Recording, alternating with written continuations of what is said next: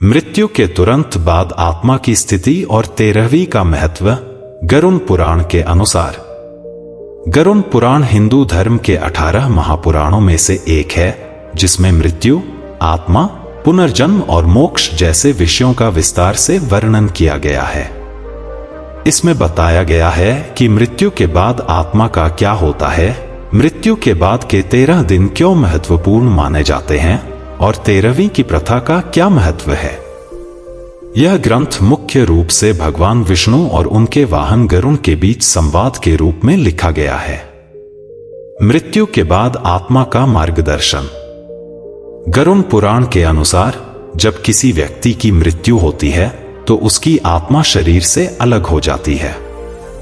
यह आत्मा सूक्ष्म शरीर के साथ यमलोक की ओर यात्रा करती है। इस प्रक्रिया में आत्मा को विभिन्न बाधाओं और अनुभवों से गुजरना पड़ता है। मृत्यु के तुरंत बाद आत्मा की स्थिति को निम्न चरणों में समझाया गया है। मृत्यु का क्षण और सूक्ष्म शरीर का प्रस्थान। मृत्यु के समय आत्मा अपने स्थूल शरीर, भौतिक शरीर को त्याग देती है और सूक्ष्म शरीर में प्रवेश करती है। सूक्ष्म शरीर में मन, बुद्धि, अहंकार और कर्मों का संग्रह होता है। यह आत्मा अगले जन्म या यमलोक तक अपनी यात्रा में इन्हीं तत्वों के आधार पर अनुभव करती है। प्रेत अवस्था और यमलोक की यात्रा। मृत्यु के बाद आत्मा प्रेत अवस्था में रहती है। गरुड़ पुराण के अनुसार आत्मा को यमलोक तक पहुंचने के लिए 48 दिनों 16 घटिया की यात्रा करनी पड़ती है। इस यात्रा में आत्मा को अपने कर्मों के आधार पर सुख और दुख का अनुभव होता है। मृत्यु के बाद के पहले 13 दिन आत्मा के लिए सबसे महत्वपूर्ण होते हैं, क्योंकि इन दिनों में आत्मा भ्रमित और अस्थिर रहती है। मृत्यु के बाद के 13 दिनों की प्रक्रिया। गरुड़ पुराण में बताया गया है कि आत्मा को मृत्यु के बाद के पहले 13 दिनों में अपने भौतिक शरीर और संसार से अलग होने में कठिनाई होती है। इस दौरान परिवार और प्रियजनों द्वारा किए गए कर्मकांड और श्राद्ध आत्मा को शांति प्रदान करते हैं। दिनों का महत्व। मृत्यु के बाद आत्मा को नए लोक में जाने के लिए मार्गदर्शन और सहायता की आवश्यकता होती है। इन 13 दिनों में निम्नलिखित कार्य किए जाते हैं। पिंडदान और तर्पण। पिंडदान एक महत्वपूर्ण अनुष्ठान है, जिसमें चावल के गोले, पिंड बनाकर आत्मा को अर्पित किए जाते हैं। यह प्रक्रिया आत्मा को सूक्ष्म शरीर से मुक्त करने और उसे यमलोक की यात्रा में सहायता प्रदान करने के लिए की जाती है। तर्पण के माध्यम से पवित्र जल और अन्न अर्पित कर आत्मा को संतुष्टि प्रदान की जाती है। हवन और मंत्रोच्चार। आत्मा की शुद्धि और शांति के लिए हवन और मंत्रोच्चार किए जाते हैं। इनमें मुख्य रूप से विष्णु, यमराज, अग्नि देवता और पितरों का आह्वान किया जाता है। मंत्रों की शक्ति आत्मा को भटकने से रोकती है और उसे सही दिशा में आगे बढ़ने में मदद करती है। धर्म और कर्म के आधार पर निर्णय। गरुड़ पुराण के अनुसार आत्मा के अच्छे और बुरे कर्मों का लेखा जोखा यमराज के द्वारा किया जाता है। आत्मा को यह महसूस कराया जाता है कि उसके जीवन के कर्मों का क्या प्रभाव पड़ा और आगे उसे कौन सा लोक प्राप्त होगा। 13वीं का महत्व। 13वीं हिंदू धर्म में मृत्यु के बाद आत्मा की शांति और पितृ ऋण से मुक्ति के लिए किया जाने वाला अंतिम संस्कार है। गरुड़ पुराण के अनुसार 13वीं के दिन आत्मा को अंतिम बार भोजन और पिंडदान अर्पित किया जाता है। इस दिन परिवारजन विशेष हवन और ब्राह्मणों को भोजन कराकर आत्मा की मुक्ति के लिए प्रार्थना करते हैं। पितृदोष और मुक्ति। 13वीं के दिन किए गए अनुष्ठानों से पितरों का आशीर्वाद प्राप्त होता है।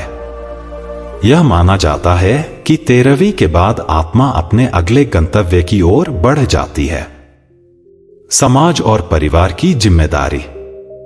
13वीं के माध्यम से परिवारजन और समाज आत्मा के प्रति अपनी जिम्मेदारी पूरी करते हैं। यह अनुष्ठान मृतक की आत्मा को शांति और संतुष्टि प्रदान करता है। गरुड़ पुराण के अनुसार संदेश। गरुड़ पुराण में मृत्यु के बाद आत्मा की यात्रा का वर्णन केवल आध्यात्मिक ज्ञान प्रदान करने के लिए नहीं किया गया है, बल्कि इसे जीवन में अच्छे कर्म करने की प्रेरणा के रूप में प्रस्तुत किया गया है। यह सिखाता है कि जीवन में सत्य, धर्म और पुण्य कर्मों को अपनाना चाहिए ताकि मृत्यु के बाद आत्मा को मोक्ष प्राप्त हो सके। 13 दिनों की प्रक्रिया का दार्शनिक महत्व। गरुड़ पुराण के अनुसार मृत्यु के बाद आत्मा अपने प्रियजनों और भौतिक वस्तुओं से जुड़ी रहती है। यह उसके पुराने जीवन के प्रति मोह और अज्ञान का प्रतीक है। पहले 10 दिनों में किए गए अनुष्ठानों का उद्देश्य आत्मा को इस मोह से मुक्त कराना है। हर दिन के कर्मकांड आत्मा को यह एहसास दिलाते हैं कि वह अपने भौतिक शरीर से परे है। 11वें और 12वें दिन का महत्व। गरुड़ पुराण में 11वें और 12वें दिन को विशेष महत्व दिया गया है। इन दिनों में आत्मा को पितृलोक की ओर प्रस्थान के लिए तैयार किया जाता है। इस दौरान ब्राह्मणों, संतों और परिवारजनों द्वारा किया गया पिंडदान और तर्पण आत्मा को संतोष प्रदान करता है।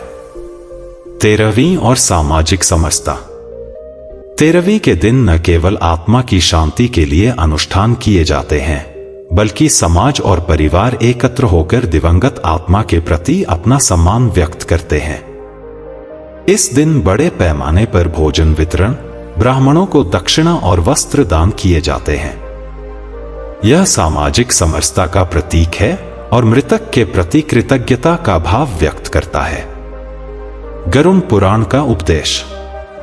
गरुड़ पुराण केवल मृत्यु के बाद आत्मा की स्थिति पर चर्चा नहीं करता, बल्कि यह जीवन को सही तरीके से जीने की भी प्रेरणा देता है। इसमें बताया गया है कि सत्कर्मों का महत्व, जीवन में धर्म, सत्य और अहिंसा का पालन करना चाहिए। मोह और लोभ से मुक्ति, भौतिक सुख संपत्ति में अत्यधिक आसक्ति से बचना चाहिए। पितृ ऋण की पूर्ति, हमारे पूर्वजों का आभार व्यक्त करना और उनके प्रति अपनी जिम्मेदारी पूरी करना अनिवार्य है। कर्म और मोक्ष का संबंध। गरुड़ पुराण में कर्मों का महत्व विशेष रूप से उल्लेखित है। यह कहा गया है कि अच्छे कर्म आत्मा को मोक्ष की ओर ले जाते हैं, जबकि बुरे कर्म उसे पुनर्जन्म के चक्र में बांधते हैं। मृत्यु और आत्मा के विषय में गहन समझ हमें यह सिखाती है कि जीवन केवल सांसारिक सुखों के लिए नहीं, बल्कि आत्मा की उन्नति के लिए है। जीवन और मृत्यु का चक्र। गरुड़ पुराण हमें यह भी सिखाता है कि जीवन और मृत्यु एक अंतहीन चक्र है। यह चक्र तब तक चलता रहता है जब तक आत्मा मोक्ष प्राप्त नहीं कर लेती। मोक्ष प्राप्ति का अर्थ है जन्म और मृत्यु के बंधन से मुक्त होना। मोक्ष के लिए सत्य, धर्म और भक्ति का पालन करना आवश्यक है। निष्कर्ष।